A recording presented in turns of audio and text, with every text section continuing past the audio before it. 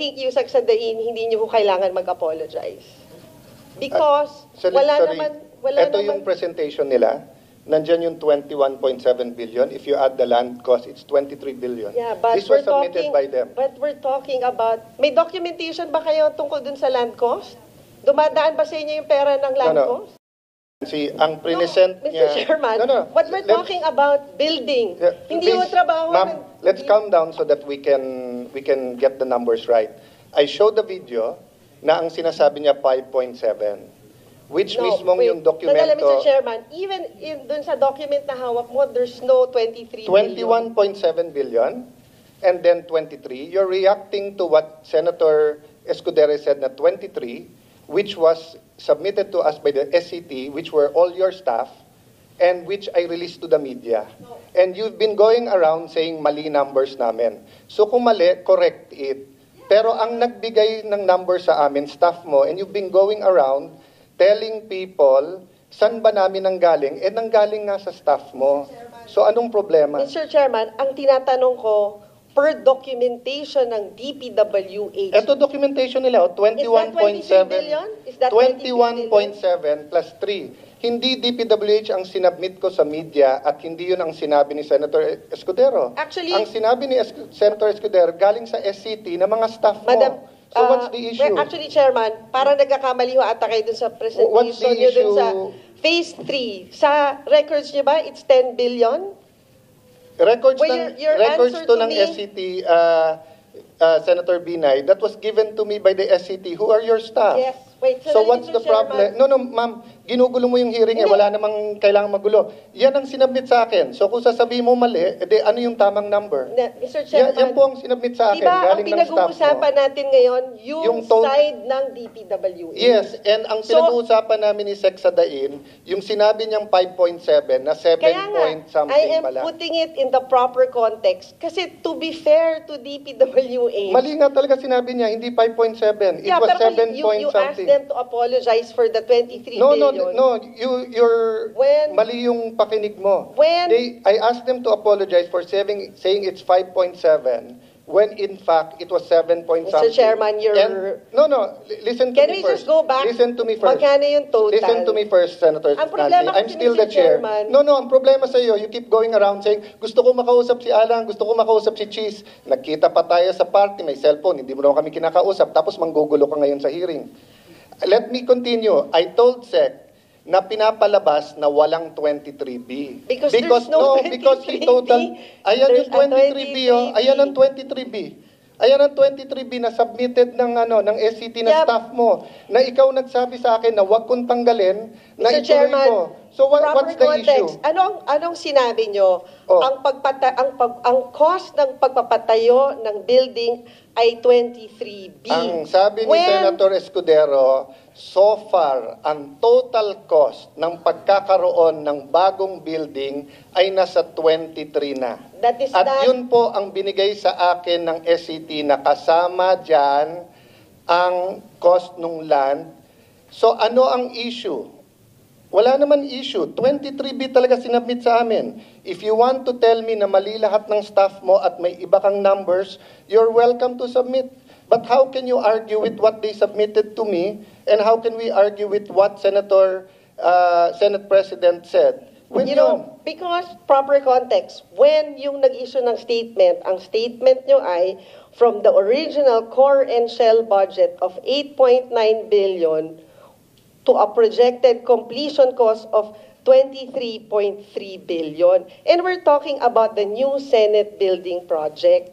Yung may mga component dyan na hindi bahagi ng pagko-construct ng new Senate building. We clarified that. If you were listening, we're clarified. During the time of Senator Lacson, ang sinabi, yung 7th floor pataas, walang fit out. Hindi yun. You're proposing na may fit out. That is not. So we will consult the 24 senators kung papayag sila ng additional billions for a fit out. So, since nandito ka na rin, can you explain the 600 million na landscaping? Mr. Chairman, I think dapat ang mag-explain yan ay DPWH. Because at the moment nga, wala pa yan dahil nandun pa nga kami sa point na pinag-uusapan namin Bakit dito. wala pa? March 2023 yung sulat sa'yo Natanggal naman kayo last month lang eh. So isang taon hindi rin gumalaw during your term. Tapos sasabihin nyo yung delay na sa amin. Ang sulat sa'yo, March 20, 2023. Because, Mr. Chairman, we're in the process of reviewing everything. So it takes you more than a year to review everything. Kailan matatapos yung building? Ako, baka hindi ako umabot katulad ni Senator Enrile na 100 taon. Hindi. Kung ako ay nagpatuloy ng building, talagang pipilitin natin matapos to. Paano nga In fact, matatapos kung yung phase 3 mo, 1 taon na sa'yo at sinasabi mo ngayon, hindi yan yung numbers kasi hindi mo pa nare-review. March 20, 2023, it's already July 3, 2024, Senator. 15 months na sa mesa mo. Then you have the gall to tell all of us na yung delay na sa amin. O, Mr. Aguinaldo, sabi niyo ko kanina, sana madesisyonan namin kasi baka madelay. 15 buwan pala nasa mesa ni Senator Nancy. Oh. of course not, Mr. Chairman. Hindi, kakaamin mo lang ngayon eh. Sabi mo, wala pa yan, nire-review mo pa. Gaano katagal ba reviewin ang 600 million sa landscaping? In fact, Ito, 875 million sa security cams. Baka buong Metro Manila na yan eh. Kung nagbigay ka ng briefing paper sa akin, pag take off, at iba yung binigay ng SCT, di kinausap kita, eto binigay ng SCT. May narinig ka ba hanggang sa akin ngayon? Nagpapa-interview ba ako? Ikaw yung araw-araw nagpapa-interview, di ba? So anong issue? ang issue kasi, Mr. Chairman, Ang issue yan, tapos pinag-usapan namin. this is just an estimate. Hindi mo estimate yan na lang pinapapirmahan sa So, akin hindi na pa galing yan- sa'yo, na isang taon na nasa mesa mo. So Hindi issue pa yan, siguro balikan natin yung DPWH. Nasa proseso pa tayo na hinihimay natin to. Na in fact, ang target, EMA Award na to, within, ano bang target natin? So kung sa labing limang buwan mo hindi hinimay, kailan mo hihimayin? 15 buwan mo hindi hinimay eh. March 20 yan, 2023, Of course, sinabit sa'yo. Nasa akin na. Alam Mr. nyo, Chairman, hinihimay namin to isa-isa. In fact, well, kaya ka may project manager. Inaabot kami ng 9 a.m. hanggang 9 ng gabi. So Dahil bakit nyo nga hindi nahimay ng 15 buwan? Ito yung sulat na sa akin, no? March 2020, tapos tinatanong kita ngayon, wala kang masagot sa himay. Oh. Hinihimay nandito namin tayo yung para isa-isa, ma-review Mr. namin. Chairman. Ang trabaho ko mag-review. Ang trabaho ko Because, mag-review. Mr. Chairman, So kung gusto niyo tumulong sa review, you're welcome. Kung gusto mo pag-debate, doon tayo sa labas. Sayang oras ng Because, Senado. Mr. Chairman, hindi pa ito naka-quantify ng DPWH eh. Nasa Hindi proseso naka-quantify. pa. Sila nag-submit nito eh. Hindi pa Paano walang quantity? Eh, sinabi na nga sa'yo. It's an na kapag estimate. ka binid, it is pag binid to, sabi sa'yo, it's 8.5B. I-negotiate mo, it's 7.2B. What's the Binigay sa'yo difference? to, Siguro, Mr. 15 Chairman, months. tanungin natin yung DPWH. What's the difference between the budget estimate and yung nagka-quantify na tayo ng materyales?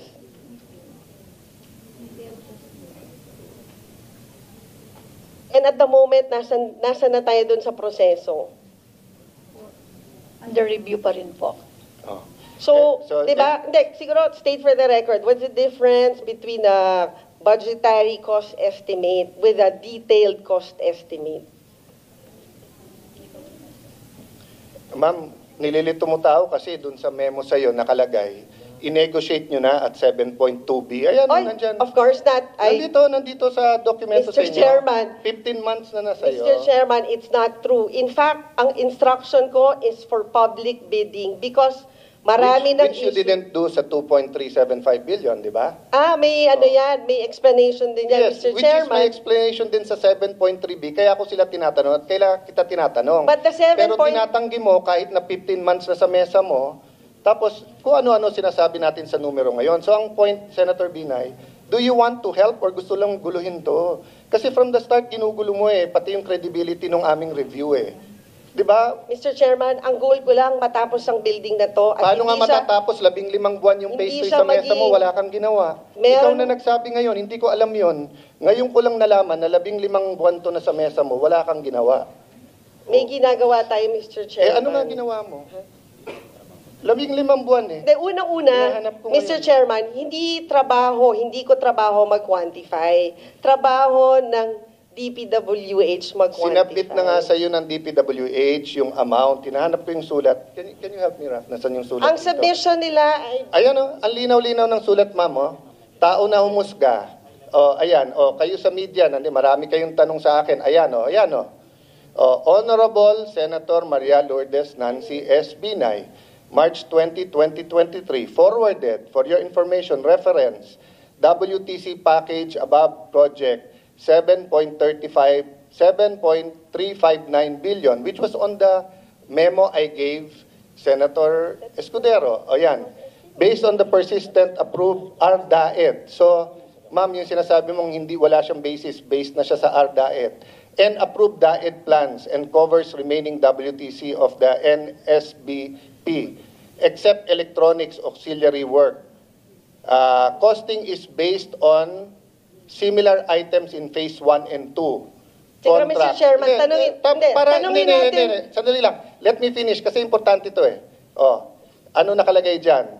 The estimated cost was based on the costing of existing contracts on the assumption it will be awarded through another negotiated contract with the same contractor similar to the successful negotiation of phase 2 contract, with the presumption that all conditions, and ganyan. Oh, conversely, kung ibibid mo, 8.54. Ang nag-submit sa'yo to, si Sir Assistant Secretary Molano. Nag-retire siya, hinire mo. For 1 month. So, kung wala kang bilib sa kanya at hinire mo, nire-recommend nga niya na i-ano mo, i-negotiate mo, yan ang amount. So, ba't ka galit na galit sa akin ngayon na nire-review ko yung amount na yan? 15 buwan na sa mesa mo, hindi mo pala ni-review. Wait, Mr. Chairman, hindi ako nagagalit dyan sa amount na yan. Kanina ka pa galit na galit eh. Patapos na kami. Hindi ko nga maintindihan ba, anong issue sa'yo sa 23B? Di ibigay mo sa akin kung ano yung ibang amount, i-release ko sa media na yun yung amount. Yan yung amount na binigay sa akin ng staff mo eh. Kasi di ba ang pinag-uusapan ngayon is magkano ba yung cost of construction of the building? Hindi, ang pinag-uusapan total cost ng buong building. Wala namang bumibili ng bahay na hinahati-hati yung cost.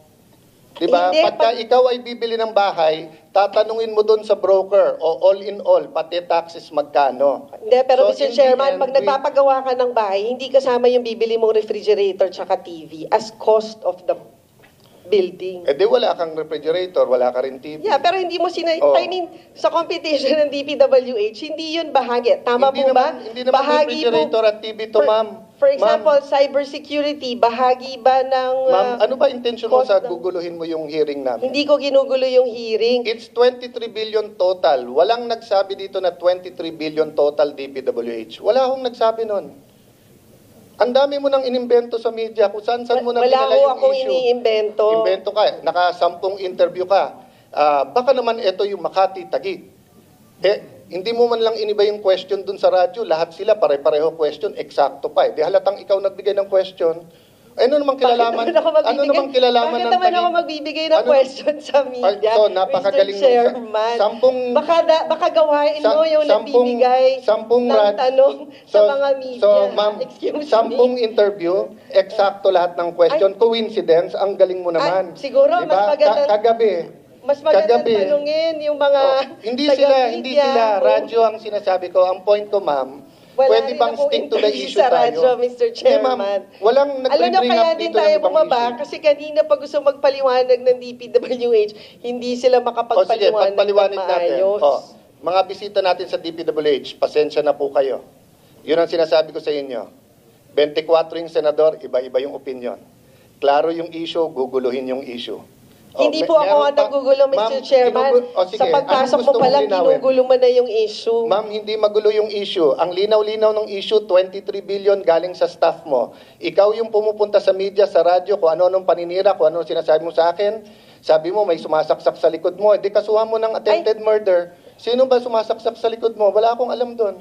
Sige, bubulong ko sa iyo mamaya kung sino yung sumasaksak. Pero hindi ako. Ano kilalaman ko doon is sasabihin mo... Actually, Mr. Chairman, may sinabi ba akong ikaw? Wala akong sinasabi na ikaw, ha? Paano mo sasabihin mo sa media, may kilalaman to sa Taguig at Makati, tapos sasabihin mo may sumasaksak sa likod mo, ano iisipin nila? Pero sinabi ko ba na Alan Peter Cayetano ang sumasaksak sa akin? Parang, di ba sabi nila yung pag nagre-react ng ganyan, baka guilty. Ma'am, basta sasabihin ko sa iyo, Lourdes ang pangalan mo, hindi Marites. Kaya ayusin natin to, nakakahiya na. Hindi po tayo marites, Mr. Kaya nga Chairman. 23 billion. So anong gusto mong linawin dyan? Yun na nga eh. Ipasok natin sa record. Anong gusto mong linawin? Tinatanong ko lang sa DPWH, based on their records, magkano ba yung amount sa kanila? Ito nga ma'am, pinapakita ko na sa iyo ma'am. Ayan, nasa mic kanila. Is that 23 billion? It's 21.7330. But is that 23 billion? If you add the land. But it's not 23 billion. Sino ba nagsabi sa kanila, nasabi ng DPWH 23 billion ang nasa DPWH? Yun yung, siguro balikan natin yung mga transcripts ng mga interview nyo din. Ma'am, wala akong Napaulit-ulit interview. yung sinasabi na 23 billion. Ma'am, wala po akong I interview. think- Tanungin mo po media, galit na sa akin yung mga yan.